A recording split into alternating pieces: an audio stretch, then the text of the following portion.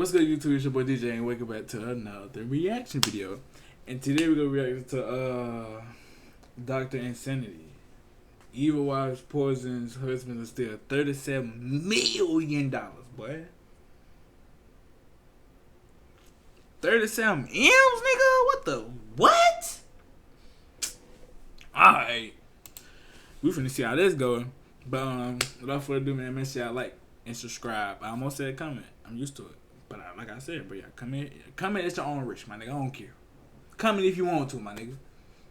But just make sure you like and subscribe. That's all I'm asking. Just like, subscribe. That's it. It's gonna make it a little sparkly shit once you do it, my nigga. Just do it, bro. I'm not asking for a lot.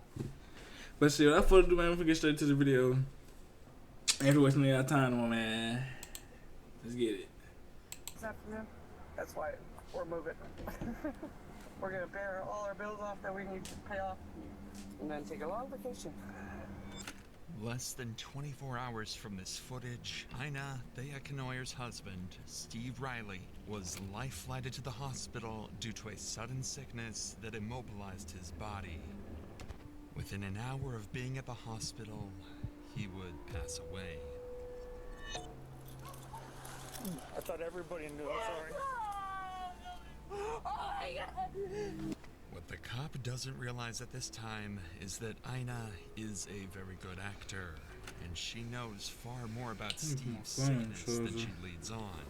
You see, Steve was less than an hour away from cashing in a $37 million inheritance payment when he became fatally ill. And as the multi-week investigation would progress, detectives would quickly discover that Steve's death was due to poisoning someone 37 killed him. M's? And everyone close to Steve, She trying to get rich. had dire needs to claim his newfound fortune by any means necessary. Hey, that goes to show, bro. If you ever like win a lottery, got your first big check, or just anything deal with money, do not tell nobody, bro. Cause niggas get jealous. Then they get to thinking like, ooh, what can I do with this money?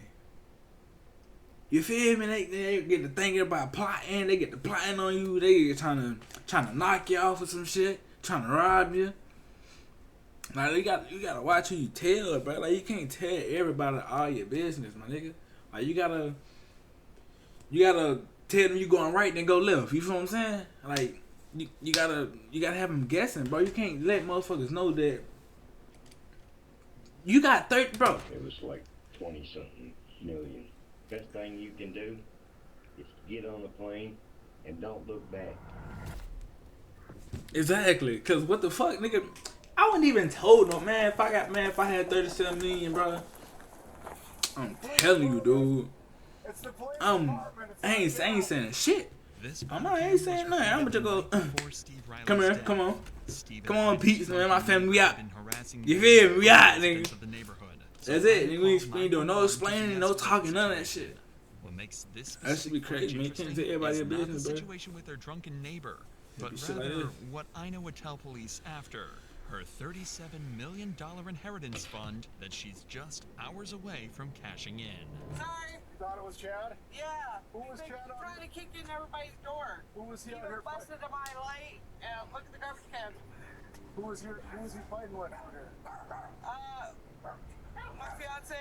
He went for a walk. Cool down. Who's your fiance? Steve Riley. Steve Riley? Yeah. Okay. What's your name? I'm Ina. Okay. Is your fiance hurt at all? He got gash on his forehead. Okay. You know, we just want to talk with him too, just to make sure he's all right if possible. There's blood all the way over there. That's good. So what actually happened tonight? What were they fighting over? Chad was trying to kick in the door. Just for no reason, or just drunk. He does that. Where do you think your fiance would have went, so we could just get his side of the story real quick? Oh, I don't know. Does he got a phone on him? No, we don't have a phone until this afternoon. But this is where Ina reveals something she shouldn't have. Their plans to pay off all of their bills, which had over the years been racking up. And she does this for one reason, to brag. He gets his inheritance this afternoon. That's why we're moving. We're gonna pay all our bills off that we need to pay off. His lawyer gets here today at 2. Sign paperwork for his money. Okay. And then he's gonna go pay that. You done snitched on yourself. And his lawyer gonna pay the rest of his child's You money. And then take a long vacation. According to Ina, Steve is set to receive an inheritance from his late uncle tomorrow, which supposedly is enough money to turn their lives around completely. What police don't realize at this time is how enormous this inheritance sum really is. In 2016, Steve's friend had received a call from a man named Marcus Riley, who claimed to be Steve's long-lost uncle from Ireland. He had explained that he finally wanted to get in touch with his nephew, Steve. After connecting with each other, Steve had learned he was in line to receive an inheritance upon his uncle's passing, which was a sum of over $17 million at the time. This was enough to permanently fix the financial struggles he and Ina had been dealing with. A couple of years later, 4 months prior to the footage you just watched, Steve would learn of his uncle's passing from a British lawyer who had contacted him. Additionally, he would learn that his $17 million inheritance had grown to over $30 million due to his successful investments over the years. That's why Ina cannot hold herself from boasting to the police. Tomorrow, they plan to meet with their lawyer to officially sign the documents and claim the $30 million inheritance fund. The two plan to take the money and live with Steve's long-lost family, quote, living in the castles. In less than 24 hours, Ina will be rich. So as officers leave for the night, would make one final statement about how her life was about to change forever. If you want to step back inside, and then if Steve shows back up, we're going to try to look for him to get his side of the story as well. But if Steve shows back up, if you just want to give us a call or have him give us a call, we'll talk to him then, okay? Yeah, he's gonna stop by anyways, like I said. Sounds good. I've only been able to put like $5 on his fine, but at least it was something. Okay, But sounds good. we're gonna pay it all off, all at once. Perfect, thank you. Steve would return to his and Ina's apartment that night, and the two would patiently wait, not being able to sleep, as they counted down the hours until they would receive That's the what I wouldn't either. funds. The plan to receive the funds was simple. At 2 p.m., the group would go to the airport to meet their lawyer, who was flying in with their inheritance paperwork. Ina and Steve obliged and would arrive at the airport alongside their two friends, Billy and Wes, before patiently waiting. What did I just tell you? What did I just tell you? However, while they were waiting for the lawyer's arrival, Steve would become extremely sick.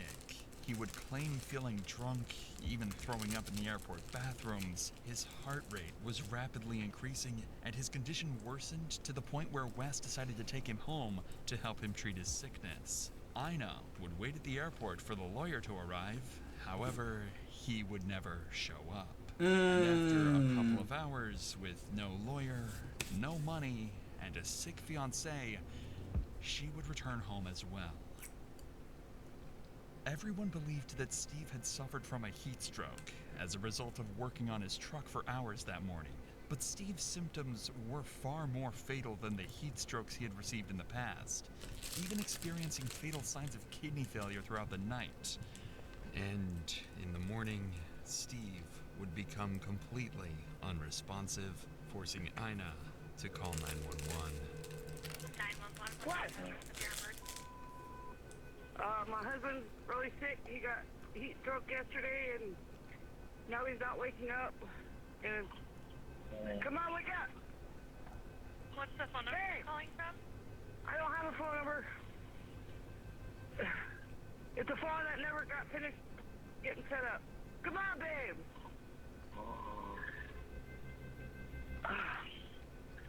I've been trying everything. Ice, water. Okay, but he is breathing? Yes. He's snoring. He won't talk to me anymore. He won't look at me, he won't open his eyes. Okay, I've got help on the way. Just keep an eye on his breathing, and if anything changes with his breathing, tell me immediately. Hello? Yeah.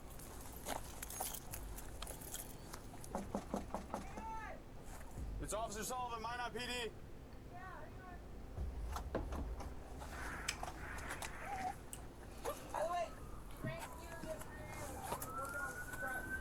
Inside the home, officers would find Steve fully unresponsive, and they would drag him out of the house through piles of trash and filth. Quickly, he was rushed to the nearest hospital, but with his condition so poor, he would be flown to the St. Alexis Hospital to undergo more professional treatment. But before we get to that, I want to help you the National Militia take those professionals for to the hospital. I know what explained to the officers. I wonder how agents be doing that shit. He be tapping that shit so damn fast. Not to believe her story, so they would comfort her throughout the day as Steve was being treated. Unfortunately, Steve would never again regain consciousness. This is Billy Burkhead, Steve and Ina's neighbor, and he was with Steve and Ina the entire day of his sudden sickness, even working on the truck with Steve and traveling with him to the airport. Billy simply refused to believe that Steve's death was caused by heat stroke, especially since Steve seemed perfectly fine all day until they reached the airport. Instead, Billy suspected something far more sinister and wanted to share his theory with the detectives. So, the day after Steve's death, Billy would call officers back to apartment 912A to detail his side of the story. We think she poisoned him.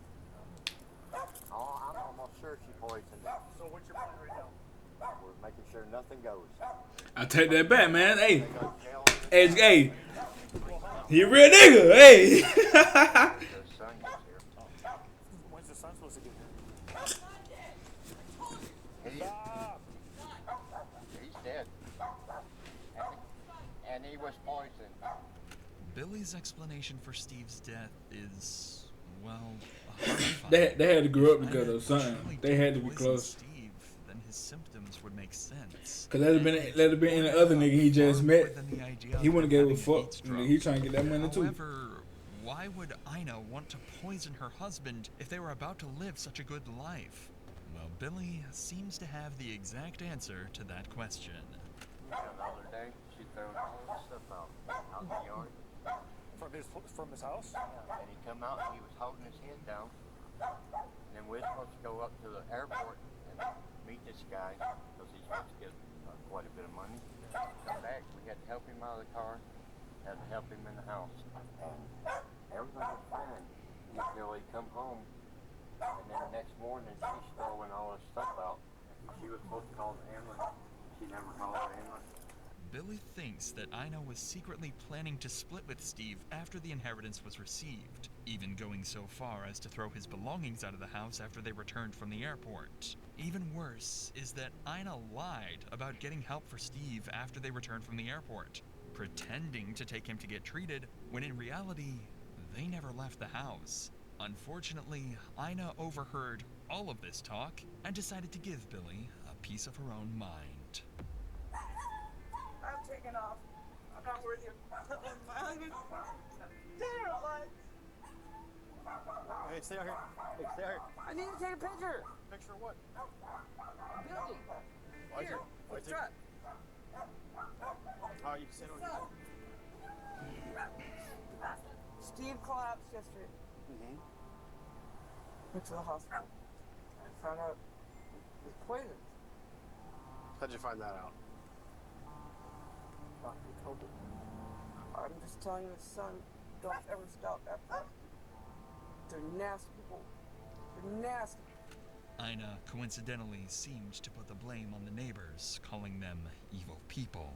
It's become more clear that Steve's death was far more sinister than officers had first expected.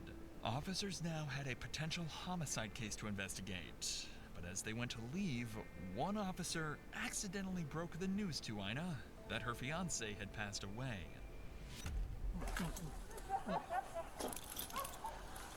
I thought everybody knew. I'm sorry. Don't tell me.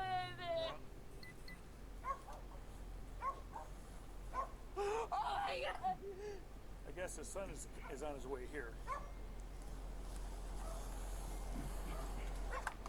Okay. Apparently his son is on the way here. So. How would you just doing all that then just stop? Ina's reaction to her husband's passing is one of the strangest I've ever seen. She starts bawling her eyes out, then suddenly jumps right back to her normal self. Right? As if she hadn't even heard the terrible news to begin with. It's becoming more and more clear that something is not adding up. Billy was not the only person to initially put the blame on Ina. In fact, he was only one of many who would come forward with their concerns. In fact, Billy's wife, Lynn, had stated that Ina had made horrifying statements in the past, alluding that if she was to ever kill her partner, she would poison him, using an antifreeze. To add to the pile of already incriminating information, Steve would be tested for ethylene glycol in his bloodstream, a key ingredient in antifreeze. To nobody's surprise, the results showed toxic levels of ethylene glycol in his system. This information would serve as the catalyst for initiating a formal homicide investigation into the death of Steve Riley. Following the commencement of the investigation, a series of intensive interrogations would be conducted with all parties connected to the incident, including Ina, to ultimately solve Steve's murder. However, before that, Ina would launch a plan of her own. It must have been made apparent to her that she was in hot water, as the day after this encounter with the police, she would call them back to apartment 912A to explain theories of her own. Hi. Okay, what's going on? I don't know. We've been here. He's trying to make it Steve's truck Where's the truck at? in the garage. Is this the paperwork on this thing? No. This is property that Steve was buying after his inheritance got here. I think he left it to his son, but I had to Google where to go to get his inheritance switched over to the people he left it to. I don't know. Today he was supposed to meet his lawyer. Apparently, I thought it was heat stroke. Apparently he was poisoned. I'm finding out. With antifreeze. Alright. And I don't know how to get a hold of the guy in London with his inheritance. He should be here in town. He never showed up at the airport. So, trying to figure out why. Ina seems to conspire to the idea that Steve may have drank the antifreeze himself, or that someone may have poisoned him.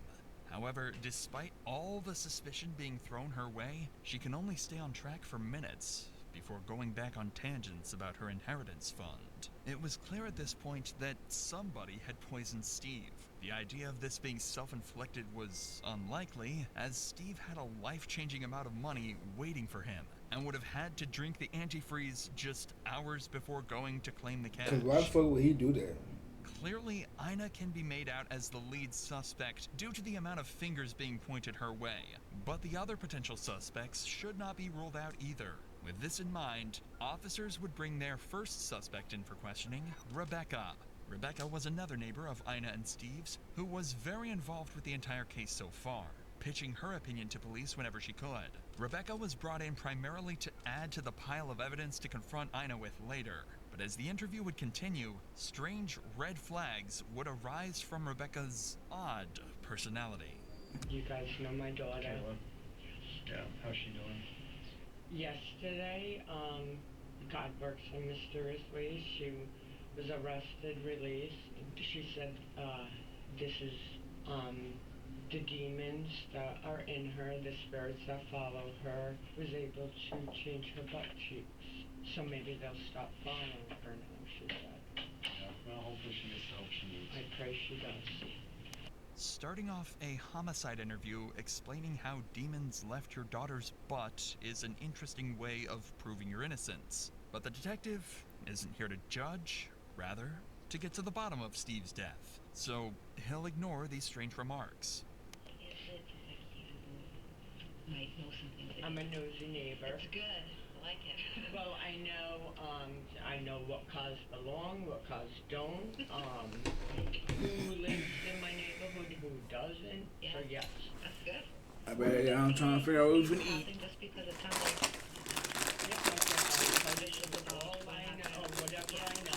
how long has Steve and Ina lived there that you know of? Approximately 2 years. Okay. How was their relationship that you know? The first year was, Steve was looking great, doing great. The past year, I don't know if she suffers from mental illness at times, but her mental state went downhill the past year. Okay. When you lose weight, when you're not acting right, shady stuff going on, you're not working. Yes, he was. And it got worse the past couple months. It seems as though Steve's life wasn't as straightforward as initially thought, having drug issues, weight loss, and possibly depression. Whether or not Ina was a large contributor to these deteriorating issues is something they will soon learn, as this interview would become a pivotal piece of evidence, laying the groundwork to dismantle her defense entirely during the interrogation. And it got worse the past couple months. You think likely that Steve Probably. Yes. Do you think she was using? Yeah. Okay. And alcohol use too. Okay. Yes. Both of them with Yes. alcohol? Okay. So Steve had mentioned before, like in the past, about getting money. Yes. How many, like? 2 million.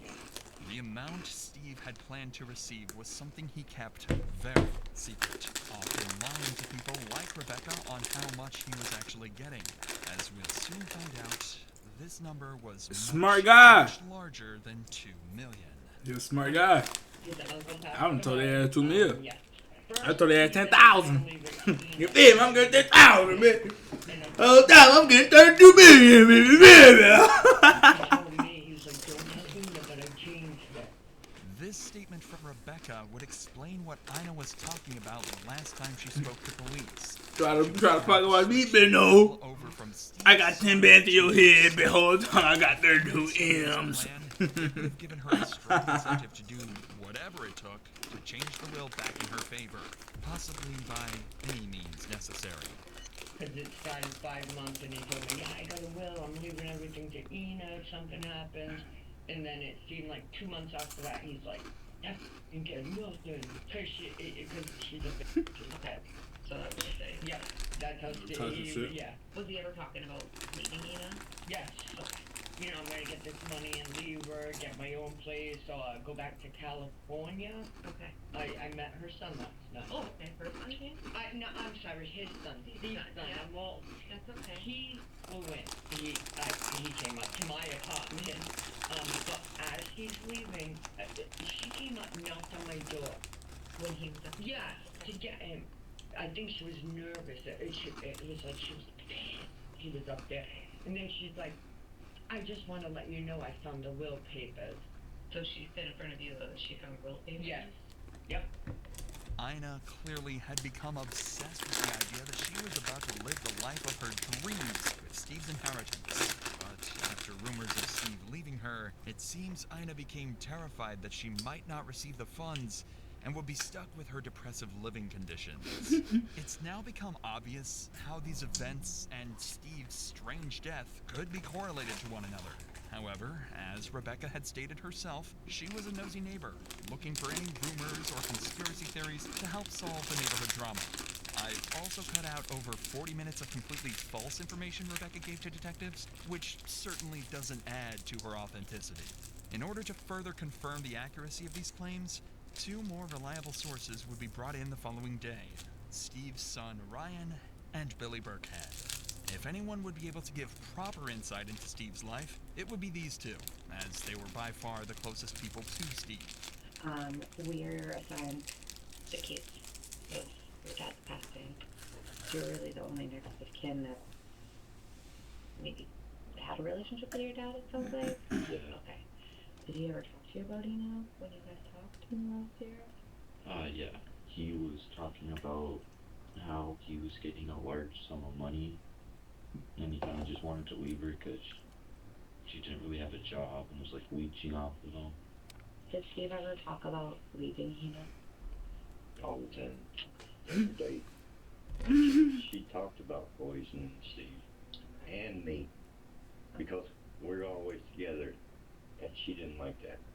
And I don't know how much picture was. It's supposed to be, it's way up there in the money. It was like 20-something million.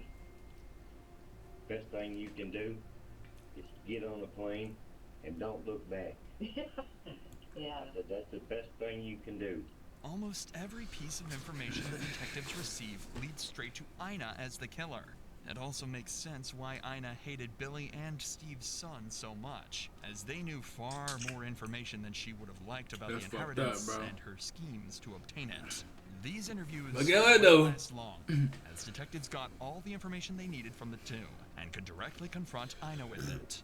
But before leaving, they would break disturbing news to Ryan, which would make this case even more of a terrible tragedy. So this inheritance now, thinking that's the same thing we're thinking. Which, I mean, I don't, obviously don't know for sure, but by all accounts of looking at it, it looks like it's a scam. Looks like it's a, I mean, the letter has different fonts in it, and so, and the fact that your dad had gone there several times to meet with him, or never showed up to the airport. That and all the emails that they tried to send back to the sender of those emails, it always came back undeliverable. The inheritance was a scam. Steve had lived for the past 7 years under the impression that if he just patiently waited, living through his terrible living conditions, he would come out with more money than he could dream of, and finally enjoy life. Even worse was that this very scam that stagnated his life for years may have been the cause of his very own death. Damn. Detectives would go on to interview a handful of other suspects in order to get as much information as they possibly could to help break down Ina's defense. And after multiple days of interviews, the day finally came to confront Ina with everything they've gathered. But despite all this evidence against her, officers knew they would have a hard time prosecuting Ina without a That's crazy. The whole time it's not real, bro. and That man died for nothing. They were determined to get. Inside this Fucked cut up, down, bro. 1.5-hour Fucked interview, up. you'll see some of the most clever interrogation tactics I've ever shown on this channel. Slowly dismantling Ina's story until all she has left is an incoherent string of lies. So, like I said, we had been just talking to everyone, Billy, Wes, everybody, that kind of just knew Steve, just to get an idea of like what was going on in his life. So, you and Steve were in a relationship. Yep. Okay, how long had you guys been together? 13 years. Okay. Where did you guys meet? Homeless shelter. In Buffet dinner. In North Dakota? Washington. In Washington, okay. The detectives would go on to get more information about Ina and Steve's early relationship, but it wouldn't last long before Ina would start conspiring against Billy and others she wanted to paint as suspects. And I begged him to, stay away. We've even gotten into fights. To stay away from Lynn? Billy and Lynn. And okay. I don't like calling people nasty, and I've seen them worse than Steve because he's tall and mean looking. People were intimidated by him. Okay. Just by his look. So why would you want him to stay away from Billy and Lynn? Because they're really, really nasty people. Okay. Felonies. Yeah, I'm being good. Tomorrow. I'm getting excited. Oh, I'm gonna clap my toes, nigga. The hell? Did Steve smoke more than marijuana? No, y'all want to do a mukbang? Okay. Did he use other drugs? Yeah, when we do a mukbang, mukbang. Not for the longest time. I can do a mukbang, reaction mukbang. No. Okay. You know, when we do that, bro. I'll do it for sure, for shit show. Yep. He's like, screw this. I'm gonna do what I want and what I want. Okay. So that's when you started using? I think so. Okay. This would be the first of Ina's lies during this interrogation. She knew Steve had been using long before the incident she described, but in order to make Billy seem like the villain in their lives, she wanted to make it seem as though he was the reason for Steve's drug use.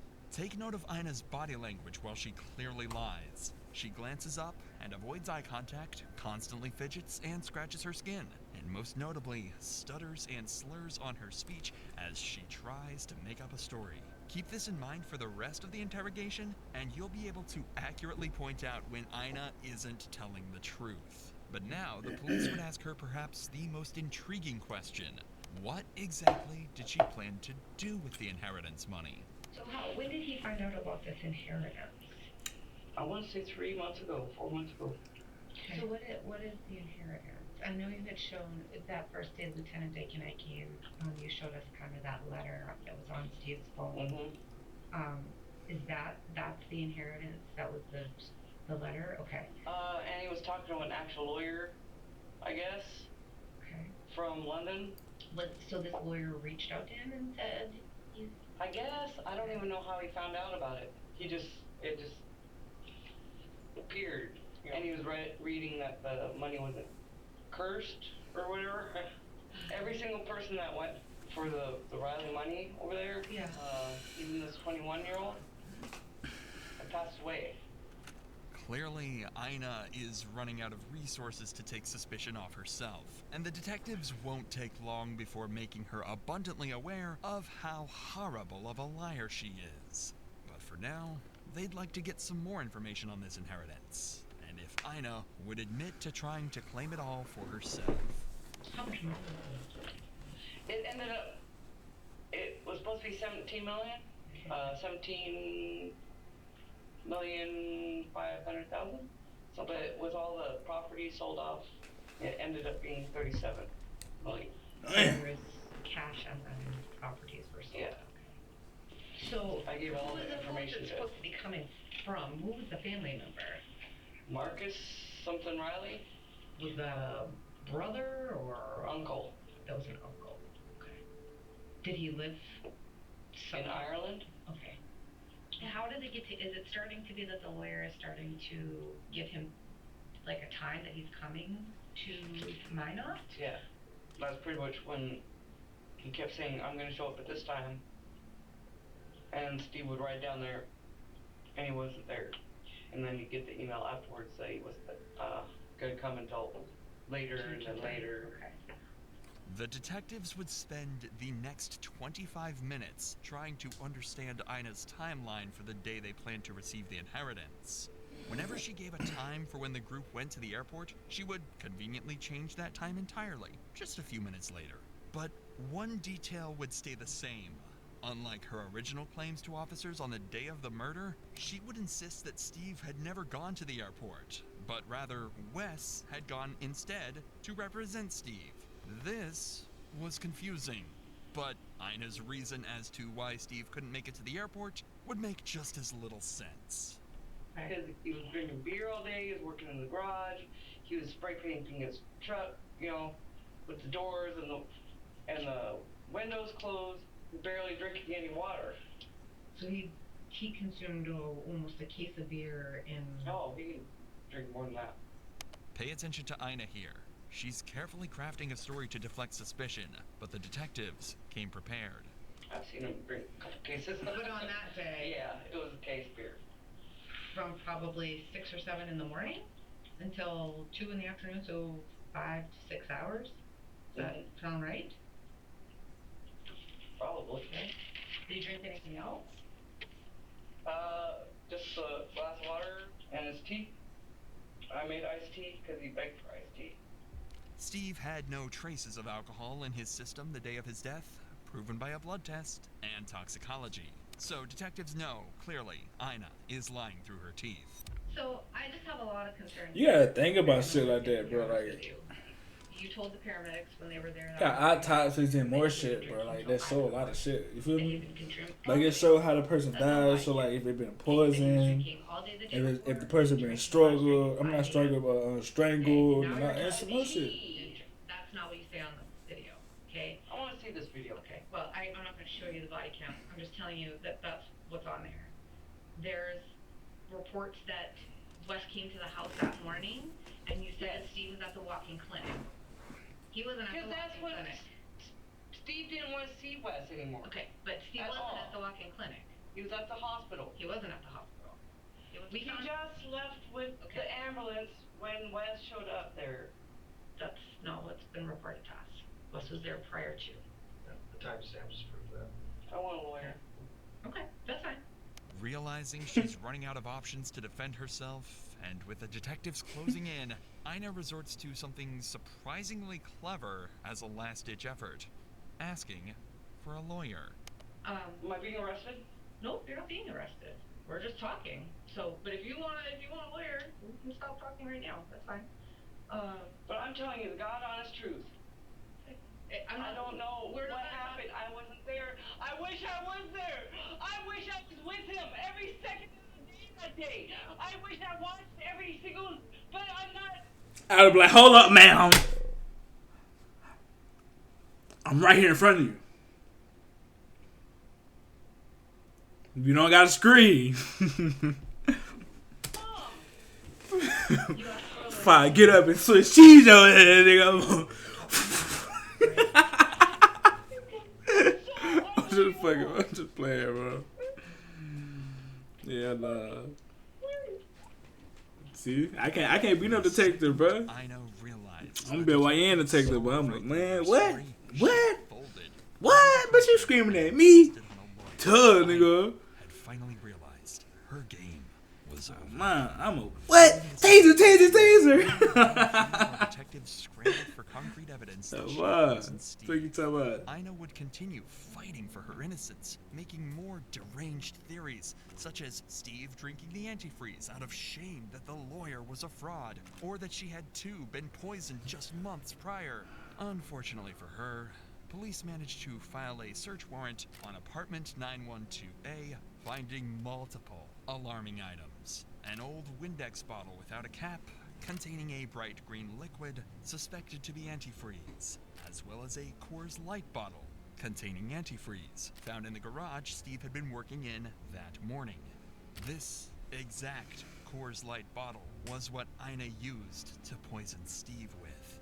Antifreeze It is clean up. contains ethylene glycol, an ingredient that makes the liquid taste sweet. By mixing this with tea, Steve was fully unable to tell this fatal substance apart from his typical Yo, I was wondering how you can tell the difference, but she made it with the tea. With all of this newfound That's insane, as dude. well as the numerous lies and false claims Ina had told law enforcement, she would finally be arrested on October 30th, 2024. Who's that? I know. Please lock up my house. Yeah, we'll lock up the house for you. I'll give you the keys, but We'll lock your house up for you. why me? It's alright.